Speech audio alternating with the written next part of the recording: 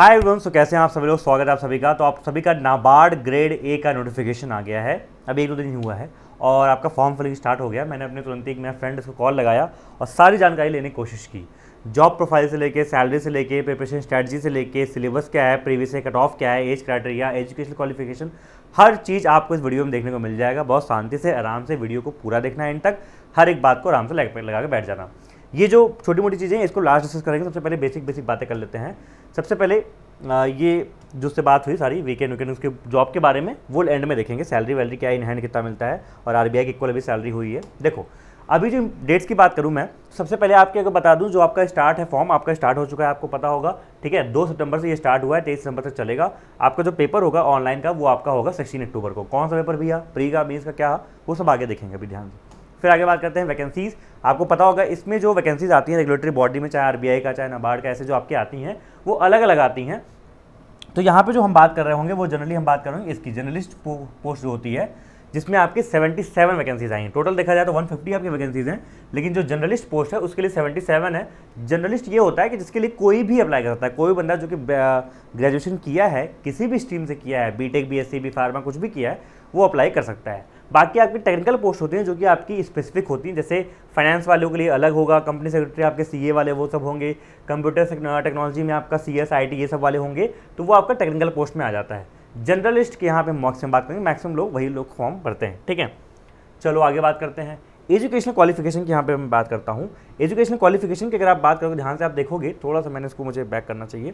देखो कि education qualification सबसे पहले यहाँ पे देखा जा रहा है कि आप एलिजिबिलिटी जो आपकी क्राइटेरिया होगी एजुकेशन क्वालिफिकेशन की, वो एज ऑन 1 सितंबर होगी। और बहुत क्लियरली इस बात को यहाँ पे लिखा हुआ है कि जो बैचलर डिग्री है discipline means the candidate must have studied discipline as the main subject. चलो वो तो है, और ये भी लिख रखा है कि कैंडिडेट्स हुज फाइनल, ये जो फाइनल वाले ना उन लोग की बात कर रहा हूँ, whose final year semester results have been declared after 1 September are not eligible। तो आपका रिजल्ट 1 सितंबर या उससे पहले आपका आ जाना चाहिए, चाहे आप फाइनल ईयर में हो, चाहे आप ग्रेजुएशन पास कर चुके हो। ठीक है, ये बहुत इंपॉर्टेंट बन जाता है। चलो अब बात करते हैं जर्नलिस्ट की। तो जो आपकी एजुकेशन क्वालिफिकेशन है वो आपकी ये कहती है कि आपका बैचलर डिग्री में मिनिमम 60% मार्क्स होना चाहिए। ठीक है, जनरल और ईडब्ल्यू इन सब के लिए। SC ST के लिए 55% होना चाहिए, या फिर और लिखा हुआ है, या फिर अगर मान लो ये सिचुएशन पूरी नहीं हो रही है, जैसे मान लो कि आपका ग्रेजुएशन में मैं कहता हूँ 50 कुछ % है, लेकिन आपका पोस्ट ग्रेजुएशन में 55% से ज़्यादा है, तब भी आप अप्लाई कर सकते हो। ठीक है, ये बात ध्यान रखिएगा। तो ग्रेजुएशन में, बैचलर में 60% और पोस्ट ग्रेजुएशन में आपका मिनिमम 50% मार्क्स होना चाहिए। ये बात देख लीजिएगा। जर्नलिस्ट की मैं बात कर रहा हूँ, बाकी CS IT वाले भी देख लेंगे। और आप लोग को क्या लिखा हुआ है कि आपका बैचलर होना चाहिए CS IT में और कंप्यूटर टेक्नोलॉजी में, 60% मार्क्स आपका भी होना चाहिए। तो ये सब आप इसको डिटेल में पढ़ लीजिएगा। ये नोटिफिकेशन आपका डलवा दूंगा मैं टेलीग्राम ग्रुप में। जिन्होंने अभी टेलीग्राम ग्रुप नहीं ज्वाइन किया है, कॉन्स्टेंट गाइड नाम से टेलीग्राम ग्रुप ज्वाइन कर सकते हैं। ठीक है, नेक्स्ट अब बात करते हैं एज क्वालिफिकेशन की। एज का भी तो वही रखा गया आपका, एज ऑन 1 सितंबर वही रखा गया फिर से। तो वहाँ पे भी ध्यान रखेंगे कि ये बात आप ध्यान देख लीजिएगा। बाकी कैटेगरी के हिसाब से आपको रिलैक्सेशन मिल रहा है कैटेगरी वाइज, वो देख लीजिएगा किस किस कैटेगरी में आपका है, फॉल हो रहा है। ये दिख रहा है सबको, क्लियर दिख रहा है ना, क्लियरली दिख रहा है ना? थोड़ा सा मुझे एक बार बताना जरा, दिख रहा है कि नहीं अच्छे से? हाँ दिख रहा है ना, ठीक है। चलो तो एक बात ये होगी ना। बात करते हैं सिलेक्शन प्रोसीजर क्या होता है भैया। देखो सिलेक्शन प्रोसीजर की मैं अगर थोड़ा बात करूँ आपको, यहाँ पे क्या क्या होता है, कैसे कैसे चीज़ें होती हैं। तो इसका एग्जामिनेशन जो होता है यहाँ पे देखो 4 पार्ट में होता है। एक आपका प्री होता है, फिर आपका मेंस होता है, फिर आपका नोटिफिकेशन में ये भी लिखा है कि आपका मेंस के बाद साइकोमेट्रिक टेस्ट भी होगा, जो कि यहाँ पे लिखा हुआ है subject to the description of the bank. अगर बैंक बोलती है तो psychometric test will be conducted on the completion of mains examination. ठीक है, और फिर आपका लास्ट में होता है इंटरव्यू। ठीक है, अब ध्यान समझो।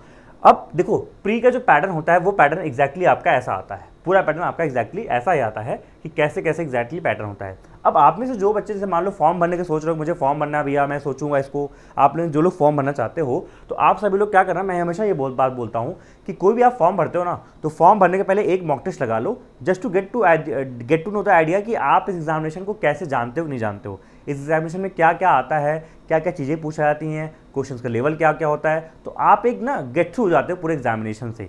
तो मैं डिस्क्रिप्शन में आप सभी लोग को एक फ्री मॉक की लिंक दे रहा हूँ, आप डिस्क्रिप्शन में लिंक करोगे, उसमें आपको एक फ्री मॉक मिलेगा, तो वो आप ले लो, मतलब जाके वहाँ पे लगा लो। और परचेज करना हो तो आप परचेज भी कर सकते हो, सिंपल सा सस्ता सा आपका गाइडली का मॉक है, उसमें आप देख सकते हो। ठीक है, आप लोग फॉर्म भरोगे तो उसको आराम से देख लेना, क्योंकि आपको मॉक टेस्ट आगे बहुत ज़्यादा काम में आएंगे जब आप प्री एग्जामिनेशन की तैयारी कर रहे होगी। होगा क्या, आपका जो प्री का एग्जामिनेशन है वो ध्यान से देखो तो आपके उसमें टोटल 8 सब्जेक्ट आते हैं। कितने आते हैं? 8 सब्जेक्ट आते हैं, जिसमें से 3 आपकी जो सब्जेक्ट यहाँ पे लिखे हुए हैं जनरल अवेयरनेस वाले, ESI वाले और एग्रीकल्चर ARD जिसको बोलते हैं, ये तीनों आपके होते हैं मेरिट सेक्शन वाले। कौन से होते हैं? मेरिट सेक्शन वाले। और जो ऊपर के आपके 5 पेपर दिख रहे हैं, रीजनिंग, इंग्लिश, लैंग्वेज, कंप्यूटर और ये QA मतलब क्वांट और डिसीजन मेकिंग, ये आपके होते हैं क्वालिफाइंग सेक्शन। मतलब क्या भैया, समझ में नहीं आया? देखो, आपको जब पेपर देने जाओगे 2 घंटे का एक कंपोजिट पेपर आपको खुलेगा, मतलब एक पेपर खुलेगा और 2 घंटे में उस पेपर को आपको करना रहेगा, ठीक है, जिसमें से आपके सामने ये 8 सब्जेक्ट होंगे। आप जिसको जो मन करे पहले कर लो, लेकिन ये बात ध्यान रखना कि जो आपकी फाइनल मेरिट बनेगी वो इन 3 सब्जेक्ट के मार्क्स से ही बनेगी, ठीक है। मतलब जनरल अवेयरनेस, ESI और ARD में जितना आप स्कोर करोगे आउट ऑफ 40, 40, 80, 20, 100, तो ये 100 नंबर्स में से आपकी मेरिट बनेगी। बाकी ये जो आपके सब्जेक्ट्स होंगे वो क्वालिफाइंग इन नेचर होंगे। क्वालिफाइंग का मतलब इन सबकी भी सेक्शनल कट ऑफ जाएगी, और कितनी जाएगी वो आप देखोगे। थोड़ा सा मैं आपको दिखाता हूँ, आपको आइडिया मिलेगा कैसे कैसे ये काम करता है। जैसे कि ये देखो, प्रीवियस ईयर मैं उठा के यहाँ पे लाया, ठीक है, तो आपको यहाँ पे प्रीवियस ईयर का देखने को जो मिलेगा वो ये मिलेगा कि जैसे मान लो ये देखो आपके सब्जेक्ट्स हैं, reasoning, English, GK, computer, quant, decision making, GA, ये तो हो गई इनकी सेक्शनल कट ऑफ। ये आपका जनरल का है और ये आपका अदर कैटेगरीज का है, SC ST का होगा, ठीक है, जनरल OBC वगैरह का होगा। तो ये देखो आपकी कट ऑफ जाती है 30 में से 20 में से बहुत कम नंबर जाती है, सेक्शनल कट ऑफ बहुत ही कम जाती है। और ओवरऑल जो कट ऑफ होती है ये देखो आपकी NABARD grade A phase 1 discipline wise category wise cut off, points applied on merit section wise, तो ये 100 में से जा रही है जो मेरिट बेस आपके होते हैं तीनों सब्जेक्ट, और उसमें कितनी कट ऑफ जाती है आपकी 41, 42 के आसपास जाती है, ठीक है। तो ये आपको थोड़ा आइडिया लगाओगे पेपर कैसा होता है, ठीक है। तो आप ये 8 पेपर दे के आओगे, लेकिन जो आपकी कट ऑफ बनेगी वो इन 3 सेक्शन से ही बनेगी, जिसको बोलते हैं मेरिट वाला। और यहाँ पे लिखा भी हुआ है, short listing of the candidates for the mains examination will be based on marks scored in merit section only. इनमें 5 में क्या ला रहे हो कोई मतलब नहीं है, लेकिन हाँ पास हो जाना, ये नहीं कि सेक्शन कट ऑफ नहीं निकला। चलो आगे बढ़ते हैं नेक्स्ट। अब आते हैं प्री के बाद क्या होता है भैया, मेंस। मेंस पे क्या होता है, मेंस में आपको दिखेगा इस तरह से 2 पेपर होता है, ठीक है। एक पेपर आपका होता है जिसमें आपका जनरल इंग्लिश आता है, जो कि आपका डिस्क्रिप्टिव होता है, जिसमें 3 क्वेश्चन आते हैं, 100 मार्क्स के होते हैं, 90 मिनट्स आपको मिलते हैं, जिसमें आपको डिस्क्रिप्टिव सिंपली कीबोर्ड यूज करके टाइप करना होता है। दूसरा पेपर आपका जो होता है वो ESI और आपका ARD दोनों मिला के होता है, जिसमें आपके कुछ क्वेश्चन ऑब्जेक्टिव आते हैं, कुछ क्वेश्चन आपके डिस्क्रिप्टिव आते हैं, ठीक है। 50-50 मार्क्स के होते हैं, 50 मार्क्स के आपके 30 क्वेश्चन ऑब्जेक्टिव आते हैं, ठीक है। अच्छा, ऑब्जेक्टिव वाले में ना यहाँ पे लिखा हुआ है, कुछ आपको 2 मार्क्स के क्वेश्चन होते हैं, कुछ आपके 1 मार्क्स के क्वेश्चन होते हैं, ये अलग अलग आते हैं। और डिस्क्रिप्टिव आपका वही आपको टाइप करना होता है कीबोर्ड से, 6 क्वेश्चन उसके आते हैं। फिर जब आप मेंस निकाल लेते हो तो मेंस निकालने के बाद क्या होगा, एक साइकोमेट्रिक टेस्ट। अच्छा, साइकोमेट्रिक टेस्ट जिनको आइडिया नहीं होगा, तो जैसे इस साल आपका SBI PO में भी साइकोमेट्रिक टेस्ट इंक्लूड किया गया था, तो आप लोग क्या करोगे ना, आप गूगल पे अगर डालोगे, आप चैनल पे अगर मेरे जाओगे, और सिडबी ग्रेड ए का वीडियो खुला हुआ है ना, हाँ सिडबी ग्रेड ए के वीडियो का ही मैं यहाँ पे देखा था, मैं इसमें भी साइकोमेट्रिक या फिर आई थिंक कहीं मैंने एक्सप्लेन किया था। तो जब आपका SBI PO का पेपर हुआ था तो उस समय मैंने साइकोमेट्रिक पे वीडियो बनाई थी, डिटेल वीडियो बनाई थी, क्या कैसे होता है। आप जाके सर्च करोगे साइकोमेट्रिक टेस्ट SBI PO तो मेरी वीडियो आ जाएगी, ठीक है। यूट्यूब पे सर्च कर लोगे तो मेरी वीडियो कोई ना कोई आ ही जाएगी। टेस्ट फॉर SBI PO ना, ये देखो आप इसको सेलेक्ट करो, ये तो सबसे पहले मेरी वीडियो ही आ रही है, ठीक है। तो 30-32 हज़ार लोगों देखें, अच्छे समझाया मैंने क्या कैसे हुआ था, क्या चीज़ें आएंगी और कैसे इसमें क्या क्वेश्चन पूछे गए थे, ये भी बच्चों ने लिख दिया था। तो उसको जो सारे क्वेश्चन थे वो मैंने यहाँ उठा के कॉपी पेस्ट पूरा कर दिया था, और कैसे कैसे पैटर्न आया था। तो जो साइकोमेट्रिक टेस्ट वालों का जिनका निकल जाएगा उसको आइडिया लेना हो तो आप मेरी SBI PO वाली वीडियो देख लीजिएगा ना। उसके बाद आपका इंटरव्यू होता है जो कि 50 मार्क्स का होता है, और फिर यहाँ पे ये होता है नेगेटिव मार्किंग होती है, बिल्कुल होती है, 1/4 की आपकी नेगेटिव मार्किंग होती है, इस बात को ध्यान रखेंगे।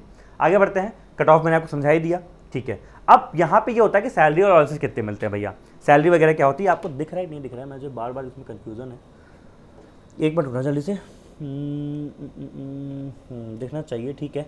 चलो थोड़ा और बड़ा करता हूँ, मान लो अगर दिख भी नहीं रहा हो इन केस, ठीक है। अब देखो इसमें क्या है ना, आपकी सैलरी की बात करूँ तो मैंने उसको फ़ोन किया, मैंने कहा पूछा भाई, मैंने कहा सैलरी वाली क्या सीन रहता है, तो थोड़ा मैं आपको सैलरी जॉब प्रोफाइल बताता हूँ। यहाँ पे देखो जो सैलरी आपको नोटिफिकेशन में मेंशन है, ये वाला पॉइंट नोटिफिकेशन से मैंने उठाया है, जो सैलरी आपको नोटिफिकेशन में मेंशन है वो ये लिखा हुआ है कि भैया आपको साथ साथ देखा जाए तो 1 लाख के आसपास आपको 1 लाख के आसपास आपको क्या होगा, जो ग्रॉस एमाउंट है वो लगभग मिलेगा। और ये इतना है भी, सब कुछ मिला उला के आपका DNS वाला से ये सब 1 लाख के आसपास ये मिल जाएगा, प्लस अलग से आपको और चीज़ें मिलती हैं, आपको रहने का मिलता है, क्वार्टर्स वगैरह होते हैं, जैसे मेरा फ्रेंड है वो नाबार्ड के क्वार्टर भी हैं, क्वार्टर मिल जाता है आपको, मेंटेनेंस का व्हीकल का उसको पेट्रोल का मिल जाता है, 200 लीटर का, न्यूज़पेपर का मिलता है, इंटरनेट का मिलता है, टेलीफोन, बुक्स, चार्जेस, ये सब मिलते ही मिलते हैं।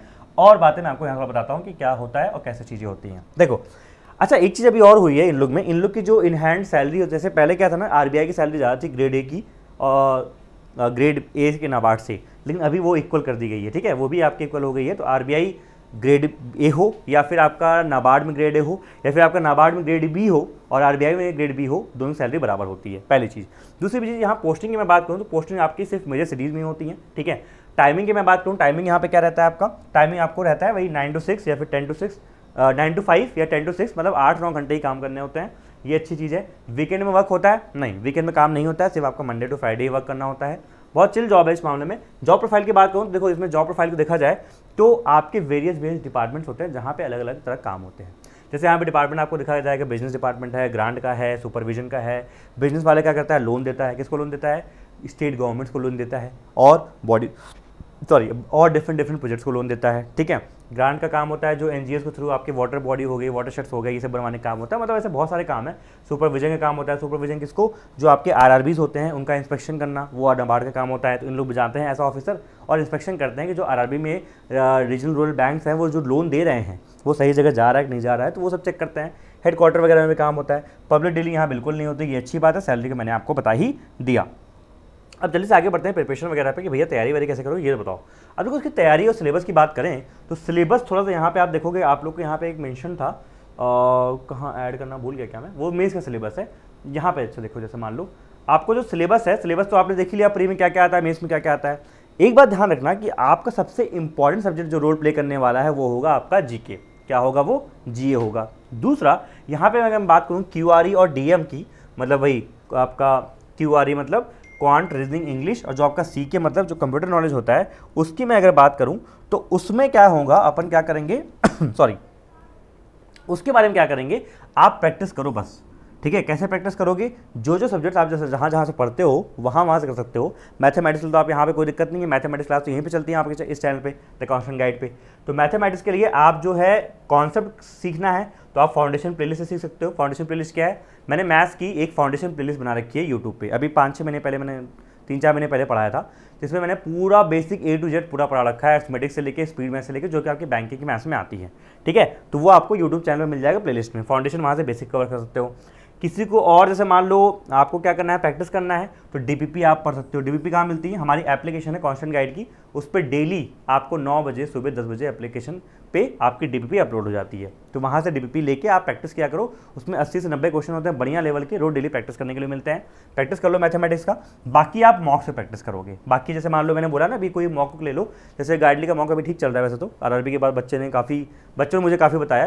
पहले तो ऑलिव बोर्ड वगैरह बोलता था, लेकिन ठीक है गाइडली का भी अच्छा है वैसे तो। बच्चे बोल रहे थे भैया मज़ा ही आ गया, मतलब गाइडली का जो मॉक था, तो वो मॉक लेके भी आप कोई मॉक ले लो, कोई दिक्कत नहीं है। मॉक लेके आप प्रैक्टिस कर सकते हो, जो कि आपके ये 200 क्वेश्चन है ना, इनको कैसे बैलेंस करना है, कैसे आप तैयारी कर रहे होगे उसकी प्रैक्टिस करना। साथ में एक चीज़ मैं आपको बता दूँ तैयारी ये इसके पहले, कि आप में से वो बच्चे जो प्योर बैंकिंग के मान लो एस्पिरेंट हैं, आप SBI PO IPS PO ये सब दे रहे हो, तो थोड़ा सा आपको मैं ये ध्यान दूंगा, मतलब ये आपका बोलूँगा कि आप चाहो तो अभी के लिए इसको स्किप कर सकते हो। जो लोग रेगुलेटरी बॉडी एग्जाम देते हैं, जो लोग यूज टू हैं, RBI सिडबी ये सब दिया था और ये सब भी आप देते हो, और जो साथ में और आते हैं, तो आप चाहो दे सकते हो। लेकिन जो और लोग हैं, अगर आपको लगता है आपका फर्स्ट टाइम है, ठीक है, फर्स्ट टाइम है, तो थोड़ा सा आपको अवॉइड करना चाहिए, क्योंकि आपकी प्रिपरेशन ना मिक्स हो जाएगी। बैंकिंग की जो होती है उसका मेंस में सिर्फ GA आता है, यहाँ पे आपको ESI RD पढ़ना पड़ेगा। तो ESI RD अगर आपने पहले पढ़ रखा है, आप बैंकिंग का मेंस 1-2 बार दे चुके हो, तो अटेम्प्ट करना, अदरवाइज आप चाहो तो स्किप कर सकते हो। आपके भलाई के लिए बोल रहा हूँ मैं, ठीक है। चलो ये तो हो गई तैयारी। अब जीए की तैयारी करें कहाँ से? जीए में आप देखो जो सबसे ज़्यादा पोर्शन आता है वो आपका आता है करंट अफेयर से। तो करंट अफेयर्स में जो पोर्शन है, अभी आपका अक्टूबर में एग्जामिनेशन है, तो सितंबर तक के करके जाओगे और 10 अक्टूबर तक के भी करोगे। तो एटलीस्ट मार्च से सितंबर 6 से 7 महीने का गैप आराम से करना और डिटेल में करना, एकदम एक्सटेंसिवली नॉलेज करना। ये मुझे याद आ गया एक्सटेंसिव वाला, कि जैसे मेरा एक फ्रेंड है अनमोल, जिसकी मैं बात कर रहा हूँ, उसका मैंने इंटरव्यू भी लिया था, मेरे चैनल पड़ा हुआ है, आप डालोगे नाबार्ड ग्रेड ए इंटरव्यू, उसका वीडियो आ जाता है यूट्यूब पर, ठीक है। तो उसने ये बात बोली थी कि जब आप पढ़ना तो मतलब इतना डिटेल में पढ़ लेना कि आपको जीए की छोटी मोटी नेट्स एंड बिट्स भी पता होना चाहिए। तो वही मैं लिखाऊँ और इसको कर लेना किसी भी डिटेल PDF से, या फिर अफेयर्स डॉट की जो डिटेल PDF आती है मंथली वाली, उससे कर सकते हो। ये मैंने बता दिया। अब लास्ट में आपका आता है जो ESI और GRD वाला होता है, ARD वाला, उसमें क्या कर रहे होंगे। देखो ESI का एक बहुत बढ़िया ये है, नाम हो जाएगा, एक बुक आती है इंडियन सोशल सिस्टम की, उससे काफ़ी कुछ पढ़ सकते हो। 40 में से आपको काफ़ी क्वेश्चन वहाँ से मिल जाएंगे, ठीक है, काफ़ी क्वेश्चन वहाँ से कवर हो जाएंगे। बजट और इकोनॉमिक सर्वे ऑब्वियसली छोड़ नहीं सकते हैं, और बजट इकोनॉमिक सर्वे में जो ESI वाला पोर्शन है उसको जरूर कर लीजिएगा। स्कीम्स में most important, indexes most important, TNAU की वेबसाइट एक है, आप सभी को पता होगा, जो तैयारी अच्छे से कर रहे हैं उनको आइडिया होगा। TNAU की वेबसाइट को जरूर रेफर करते थे, वहाँ से मटेरियल बहुत ज़्यादा यूजफुल होते हैं।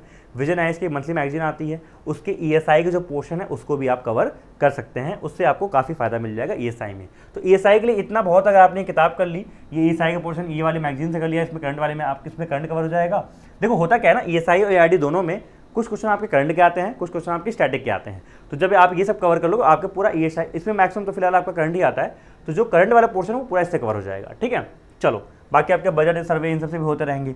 अब ARD की बात करते हैं। ARD में जो आपका स्टैटिक पोर्शन है वो स्टैटिक पोर्शन ये है, इसको 80 नहीं बोलेंगे, थोड़ा मैं से बोल लूँ 70 to 80 मान लो, यहाँ 20 to 30 मान लो। ठीक है, ऐसा रहता है पोर्शन कहीं ना कहीं।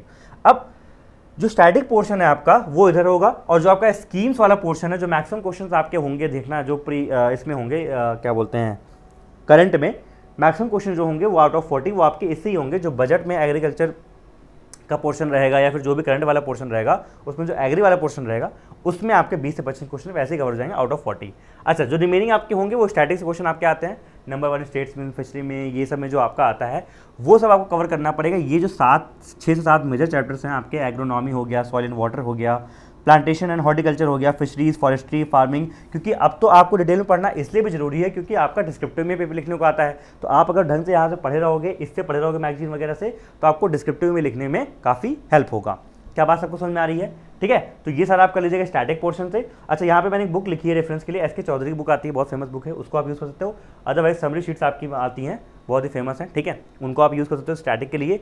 स्कीम्स मैंने बता ही दिया आपको, और ये आपका हो गया। आई थिंक इसके बाद आपका कुछ नहीं बचेगा, ये खत्म। ठीक है, तो इतना प्रिपरेशन हो गया, ऐसे प्रिपरेशन करो, सैलरी बढ़िया है, तैयारी बढ़िया है। जो लोग ये रेगुलेटरी बॉडी टारगेट करते हैं, ठीक है, आप सभी लोग जरूर भरिएगा। और जो लोग जो बैंकिंग में कई बार 1-2 बार मेंस दे चुके हैं, आपको अगर आइडिया है आपकी मेंस प्री की तैयारी मोस्टली रहती है, तो आप लोग टारगेट करना। जो फ्रेशर्स हैं, सिर्फ बैंकिंग का प्रिपरेशन कर रहे थे, तो वो थोड़ा सा अवॉइड कर सकते हैं। बाकी जो लोग इसका स्पेसिफिक वीडियो देखने आए हैं तो कर सकते हैं। जॉब बड़ी अच्छी है, मेरा फ्रेंड है, चिल जॉब है, कोई टेंशन नहीं है, पब्लिक डीलिंग नहीं है, और सैलरी भी देख रहे हो 1 लाख के आसपास मिल जाती है ग्रॉस में उन लोग को।